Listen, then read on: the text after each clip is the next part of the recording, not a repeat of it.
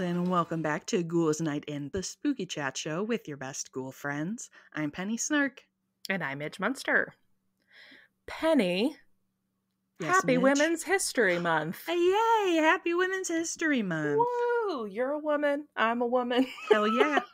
It's time to learn about our history. I saw the other day, so a friend of the show, Amanda Woomer, who is also known as Spook Eats on Instagram, shared a post on International Women's Day that said something to the effect of, like, this is your reminder that the first ghost hunter was not a 20th century man, but was actually Catherine Crowe in 1854. Hey. And I was immediately very intrigued and wanted to know more about her. I had never even heard the name Catherine Crowe prior to this, and sadly that doesn't surprise me too much. Right.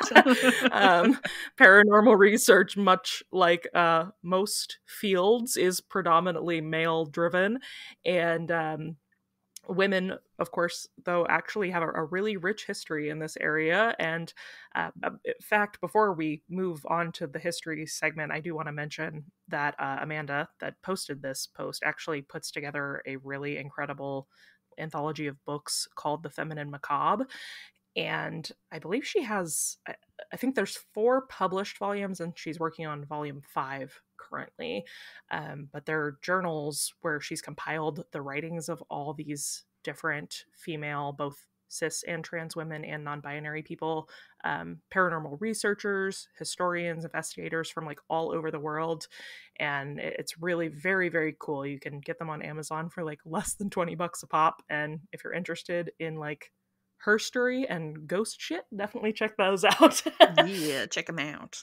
Very, very cool. And beautiful cover art also. They are very beautiful. So pretty. I actually just bought my set not too long ago, and our friend Miranda had the whole set on like the nightstand in her guest space when I stayed in Houston in November, and I was like, oh, I need these. These are gorgeous.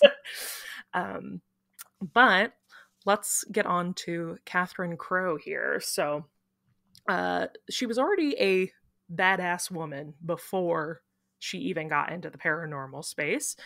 So she was born in Kent in 1790, and then not a lot's known about her early life, but in 1822 she marries Major John Crowe, and this ends up being a really unhappy marriage for her.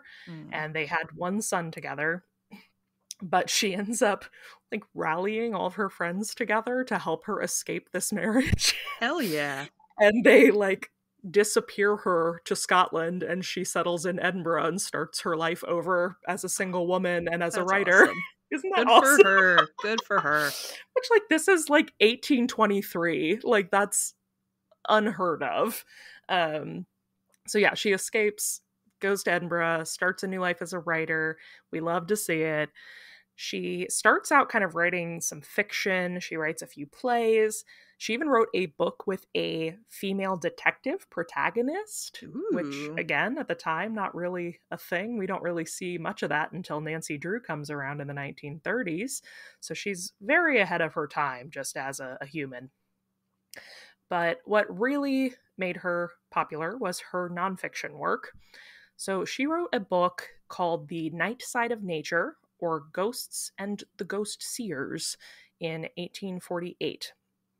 And this is a really popular and important paranormal text still. It's 400 pages, and it includes all kinds of unexplained phenomena. So it's not just, a lot of it is collections of ghost stories, but it also includes stuff that really hadn't been written much on at the time, which would be like out-of-body experiences, near-death experiences, time slips, ESP. It was a lot of research and information that just hadn't been really broken through at the time. And it was really actually well received, which is kind of surprising, and she published it as herself, as a woman. And it ended up selling 65,000 copies. And Charles Dickens even reviewed it and called it one of the most extraordinary collections of ghost stories ever published. And this is very important. He also wrote that Crowe can never be read without pleasure and profit, and can never write otherwise than sensibly and well. Aw. Hold on to that information. All right. But she really was doing groundbreaking work at the time, and she is actually the reason that we now use the words poltergeist and Ooh. doppelganger. She was multilingual, and she studied writings from all over the world and translated them, was looking for instances of storytelling about paranormal experiences and things from all over the globe. And she brought words with her into her writings and kind of acclimated them into the English language. So the German words poltergeist and doppelganger were words she used in her writing, and that became kind of commonly known through that. I actually learned while writing for this, poltergeist as a German word means like knocking spirit. um, so spirit that lets you know they're there by knocking around. Knock, knock. Very interesting. I never knew that. And of course, as I mentioned at the top of this episode, she is the investigator credited with the first official paranormal investigation. So she wrote about this experience in her 1859 book, Ghosts and Family Legends. And at the time that she was living in Edinburgh, she met with this lawyer who had a house that he was trying to rent, and he hadn't been able to keep a tenant in there. And supposedly everybody was experiencing hauntings of sorts in this house. So Catherine is immediately interested. And I think this might be kind of a gal after your own heart, Penny, because while she was definitely a spiritualist and she believed, she wanted to believe, Yeah. but she was really wanting to see a ghost. She wanted to experience something to make her believe that she... Yeah. She's like, give me the facts. Give me the facts. Give me those ghost facts. So in 1854, in February, she gathered a group of 6 people that had varying interests in this field, and included 2 other women in this, which was, again, very exciting. Women supporting women. Women supporting love women. It. We love to see it. Bringing them into the room. And one of the people included in this group was also the lawyer that owned the property. Okay. So, and then one of the women that she brought with her was a clairvoyant. So she brings... This is where I think her research brain works very well. She brought them to the home under kind of the guise that she was wanting to buy this house. And she was like, well, come like hang out with me in this house and see, like, do you like it? What are the vibes? Are we feeling good? Didn't tell them anything about the background, that it had been supposedly haunted. And then this, I don't fully know what that is happening here. But basically they said that the clairvoyant could only be clairvoyant when she was hypnotized. All right. So she like brings her little clairvoyant friend. She's like, hey, we're gonna hypnotize you and like ask you if that we should buy the house, like if you can catch a vibe on what's happening here. So they like go to this back parlor area. They set up a bunch of candles. They like chill. It's more or less like they're setting up a seance almost. But anyway, that's beside the point. They get her under hypnosis because also I guess one of the people in this group is like a mesmerist or a doctor of some sort. And then she's in her trance and they were like, hey, should we buy this house? And she's like, no, don't do it. Don't do it. The vibes are off. The vibes are bad. Are off. And she said that she was getting energy that there were 2 ghosts on the property of 2 people who were murdered in the house. And they sit with her for a while in this trance. They're asking her questions. And the only experience that everybody agreed that they like had together collectively was that they heard a sound that sounded like 2 iron like pipes banging together. a few times, and that they couldn't explain what that was. But it's also an old house, right? So Yeah. they were kind of like, I don't know. So they sit for several hours. They're bored. Nothing's really happening. And they decide they're going to snuff out all the candles and sit for a while, just like in darkness around midnight, and just let anything that might come through. And then they're going to be done with it. And at this point, the clairvoyant has had a long day. She's been in a trance for a while. she's talked to some murdered people. She's really going through it. So she like was in the other kind of room now, laying down, having a little lighty down, taking a little sleep. Mm-hmm.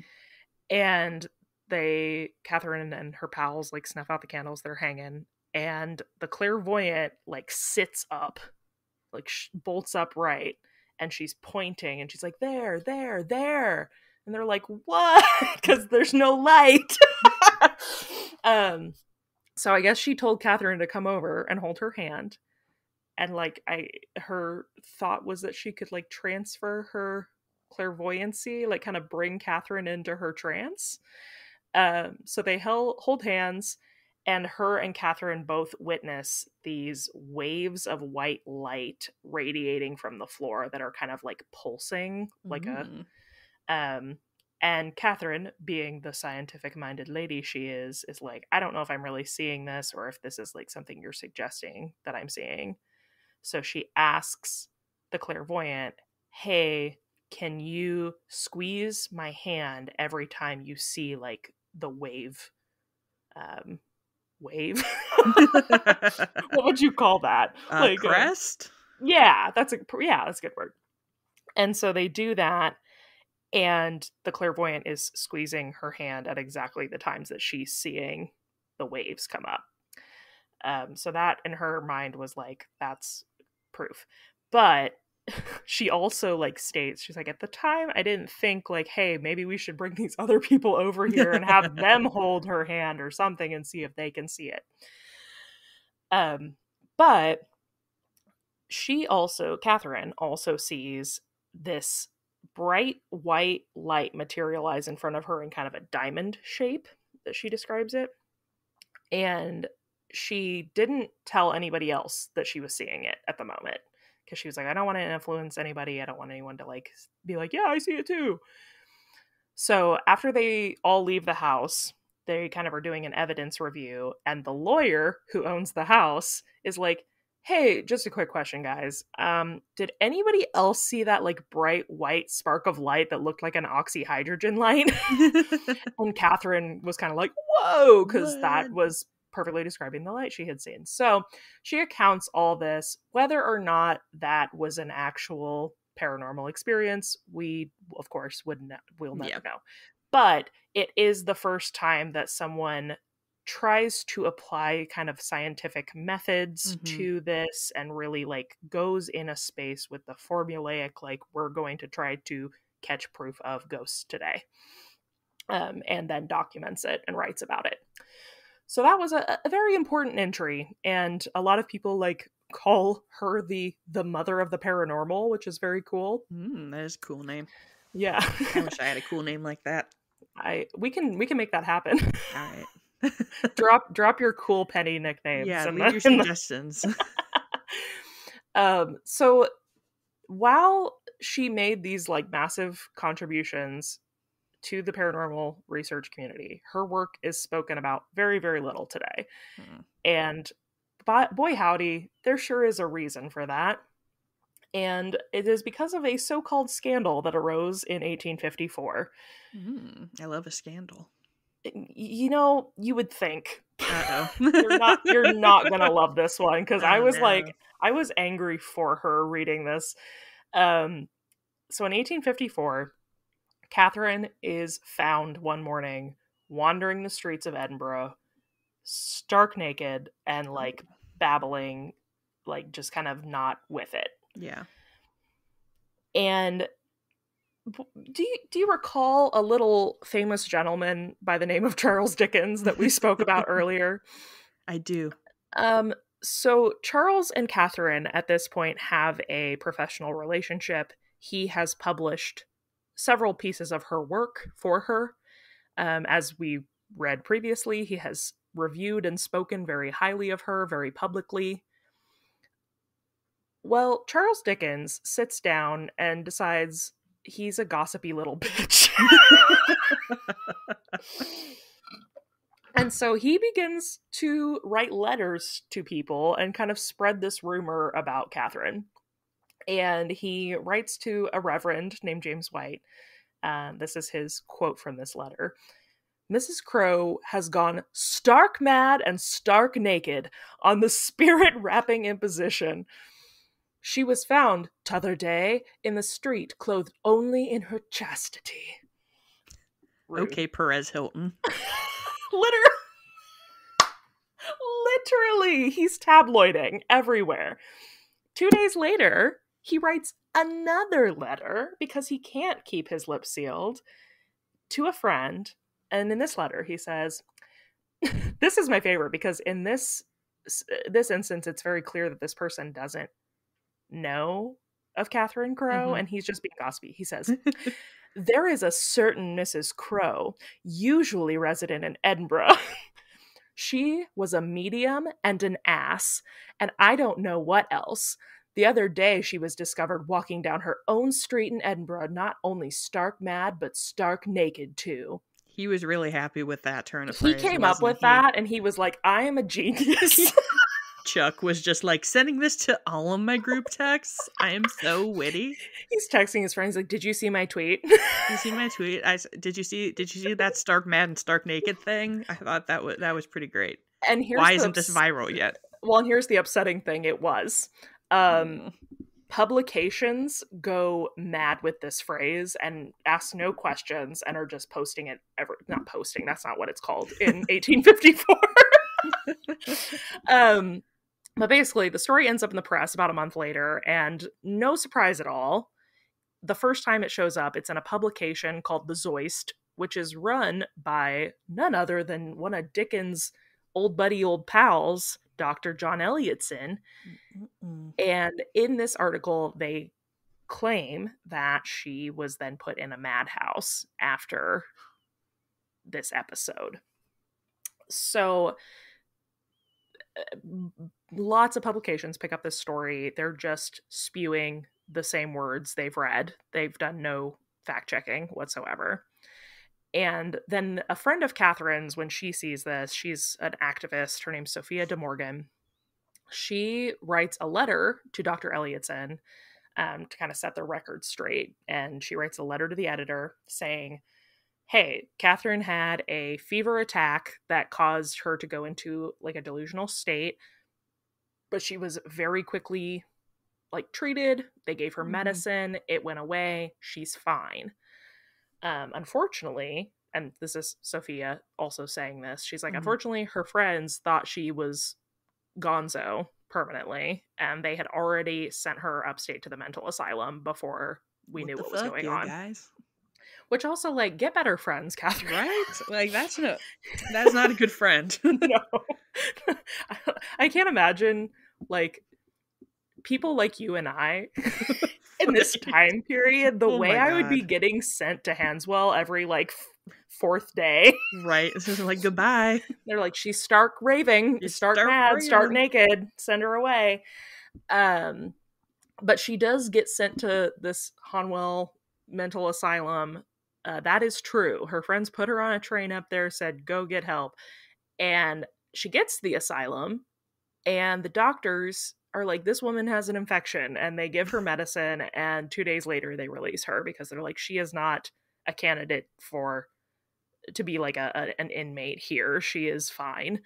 Well, that's a twist. So yeah, there's one spot of sunlight here that the doctors were actually like, oh, I think she's fine. Right. Well, and that's the doctor that treated her was like the top mental health expert in England at the time, and he's like, she's fine. And he even wrote, like, in the series where everybody's writing letters to each other to clear up these rumors, he even comes into play and confirms, like, hey, she was in this like weird fever state, and by the time she actually got to us, the delusions had passed. Like, we got her some meds, we sent her home. And the admissions list from the Hanwell Institution at that time proved that she was never even like admitted as a patient into the asylum at all. She was there, but she never was admitted. So it's all rude and lies, but unfortunately, by this point, the rumor mill has already done its job. Yeah. And there's this now rumor that is persisting that Catherine had gone crazy and believed that spirits had turned her invisible, and that's why she was wandering the streets naked. So, even though Catherine goes home 2 days later and returns to living a completely normal life, she never has another episode like this. She's in good health for many more years. She writes a lot more stuff. Even, as I mentioned, the Ghosts and Family Legends book in 1959 that records her paranormal investigation was written 5 years after this incident. Her reputation, unfortunately, at this point is completely tarnished, and nobody is like paying attention to her anymore. Which is probably why we've never heard about this investigation. So it's really depressing because of the cruel and sensitive remarks of two stinky men. This woman's career is demolished overnight. So why did they do that? What a great question. Was it just gossip, or did they have something to gain from it?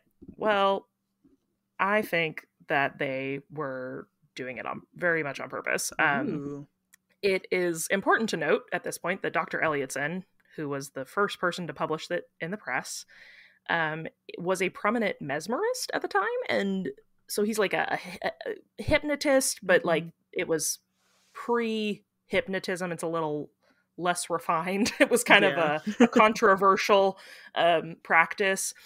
But the mesmerism movement was really big, and he and his colleagues were very directly threatened by the up-and-coming spiritualist movement.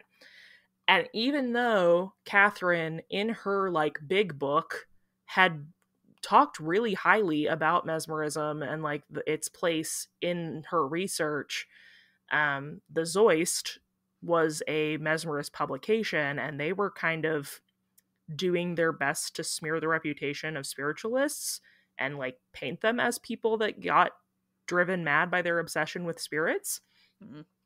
So what do you think when the leading author in the spiritualist movement pops up naked in the streets of Scotland?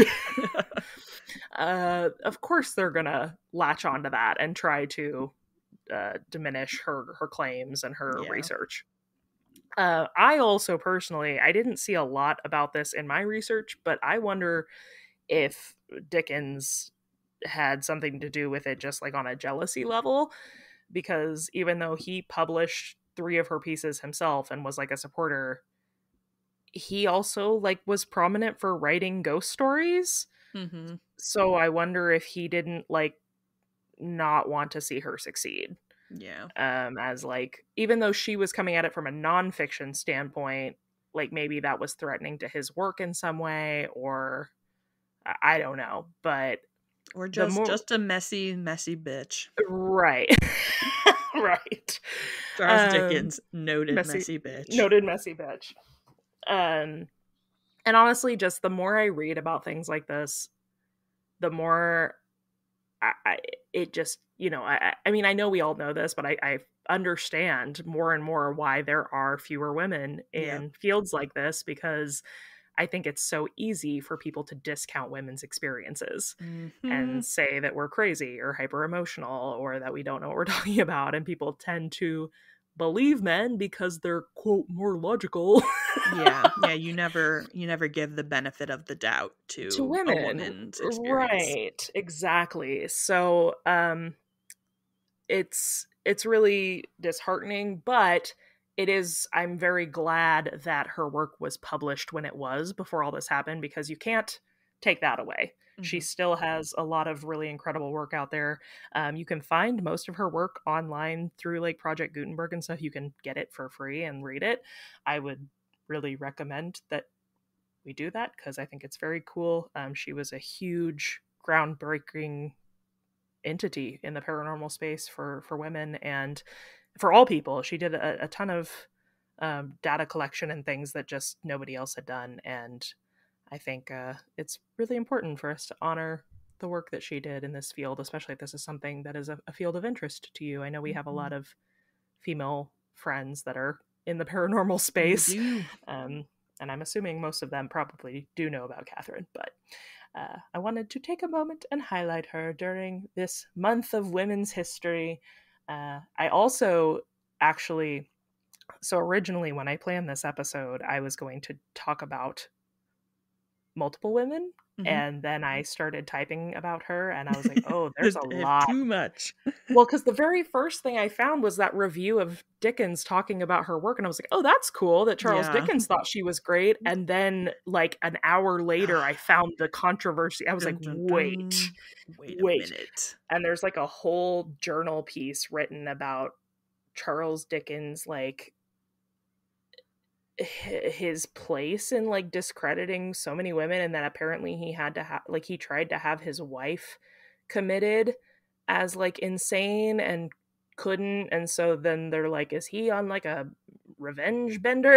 I don't know, there's a lot going on there. I'd like to formally apologize to my best friend who's listening to this and is a huge Charles Dickens fan. I'm so sorry. He's a misogynist. He's extremely problematic. He's the worst. But anyway, that's Catherine Crowe. And I, again, thank you to Amanda at Spook Eats for bringing my attention to her story. If you're not already following her, check her out on Instagram and check out her work. She has a lot of cool like blogs and things about travel and food and spooky stuff, and she made books, which is crazy. People write books. They sure do. It's wild. It's wild. That is all I've got for you. So thank you all so much for listening today. Happy Women's History Month to everyone who identifies as such. Woo. We love you, women. We do. You're great. If you would like to check out more from our podcast, you can find us over on Instagram at Ghouls Night in Pod.